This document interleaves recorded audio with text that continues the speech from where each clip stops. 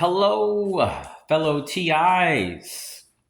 I want to share some threat and risk minimization strategies with TIs, which are being impacted by people which are seeking to target their lives with harassment and excessive surveillance. I want to state I do not promote violence, but if you are a TI which is experiencing life-threatening activities, I encourage you to go out and buy a gun. Utilize your rights to protect yourself. And if you made a mistake when you were a kid and you're of sound mind, well, go out and get yourself an antique firearm from the 1850s, a black powder firearm. In many states, you can legally carry them when you go fishing, even concealed carry in some states without getting a concealed weapons permit. It's not classified as a firearm, but it is deadly. And making bullets is really easy with these types of guns. You can go hunting with it. It can be used for self-protection. Well, let's say you don't feel comfortable carrying that. You can go out and buy a Bintac. It's a BINTAC. They're like $600. I've seen it go through 12 inches of this gel during a ballistics test. So it's deadly. Also, you can look at getting yourself throwing nails. Don't cut the back off, then it's considered a weapon. And I knew a guy a while back, I told him about this, and he wraps them up, sharpened the tips of them first, and he wrapped him up, and he didn't cut the back off, and he put a picture of a deity called Ugon on there, and he says, if I ever get haggled by police, I'm going to say it's for my god Ugon. It's an offering to the deity. It's a religious artifact or whatever. He would just make up something. He told me if he ever got pulled over or questioned why he was carrying that. He's never gotten pulled over or questioned because he doesn't do anything wrong. But he said he told me a while back he would just say it was a religious object, an offering to his God. And they can't do nothing to him, even if it's sharp. Now, if you say it's a weapon, then it is a weapon. Never admit to saying it's a weapon. It can be used for camping, for stakes. It can be used for different things. But never say it's a weapon. I know one TI, he carries a portable tent with him everywhere he goes. He has a big house. He's not poor. It's a little round little bag, and it's a one-man tent that opens up, and he has those spikes, and those spikes can be used for multiple things, for climbing up trees, putting it in a tree, for fishing, all types of stuff, hunting. So he carries those spikes, those nails, after I told him about, what I do.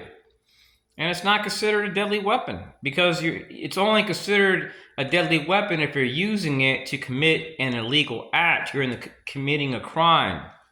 So you can carry a Bintac, one of those air pistols.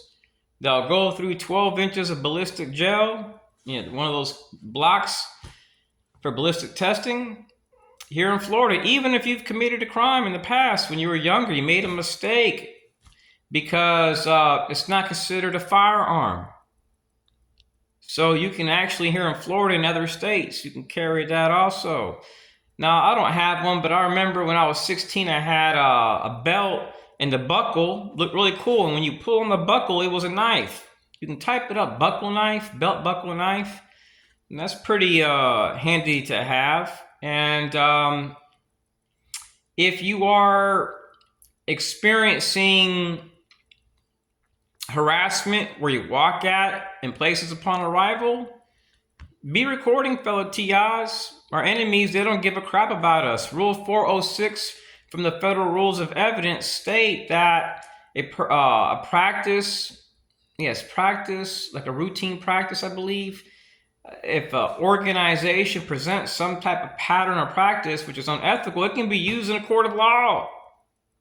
So there are benefits when you have evidence of corruption like many of us do. Now, bear with me one moment. I didn't even plan to share this. I don't even know if I have it on me, if it's in my car. Now, let me double check. Hopefully I have it here. Let me see. Bear with me one moment, because this might be useful. Actually, here it is. So there are some things that may be useful for you if you're a targeted individual and you want to do an injunction against a federal agency. I'm going to share it with you. So remember the Federal Rules of Evidence, Rule 406. But I'm going to share something else. Okay, direct evidence, witness testimony, victim testimony, physical evidence, expert testimony, contextual evidence, behavioral evidence. And that behavioral evidence could go along with like a threat assessment, a risk assessment given by a court subject matter expert. When it comes as far as physical evidence, that can be video footage. It can be a polygraph test, because in many states, a polygraph test can be utilized as evidence in a court of law. Not for a criminal matter, but for a civil matter, yes.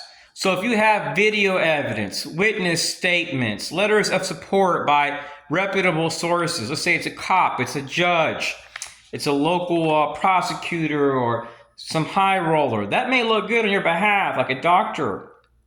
So if you want to prove that that group or person you're dealing with is a threat to your safety, that information I shared may be very useful. And I encourage you guys, if you want to go back and just get any information from that, to just go back and look at it and see how you can paint that group as being a threat to your safety by having proof.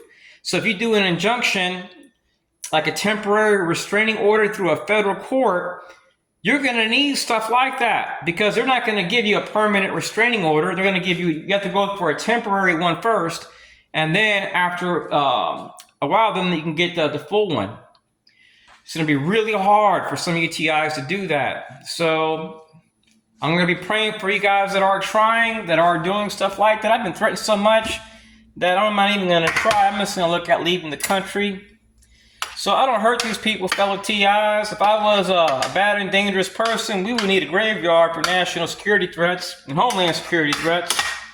I don't hurt people, fellow TIs. I don't commit any crimes. I don't use drugs. I don't hear voices. I'm very coherent. And in every state, I've always seen them use cops, LGBT, transgender, people with short hair. These people really need to think about like starting their own terrorist cell like overseas and getting the hell out of our nation, using cops and freaks and all types of stuff. I wonder if they ever, talk about taking a break from terrorism, leaving people alone. Anyway, say no to violence, say no to terrorism, fellow TIs. A lot of these punks are saying that we're delusional and that targeting isn't real. Just look at what's happened to Trump. He'll tell you it's real. They tried killing him. Russian hoax and all this stuff, that was all BS. So for those that say targeting isn't real, keep on watching CNN. They'll lead you in the right direction.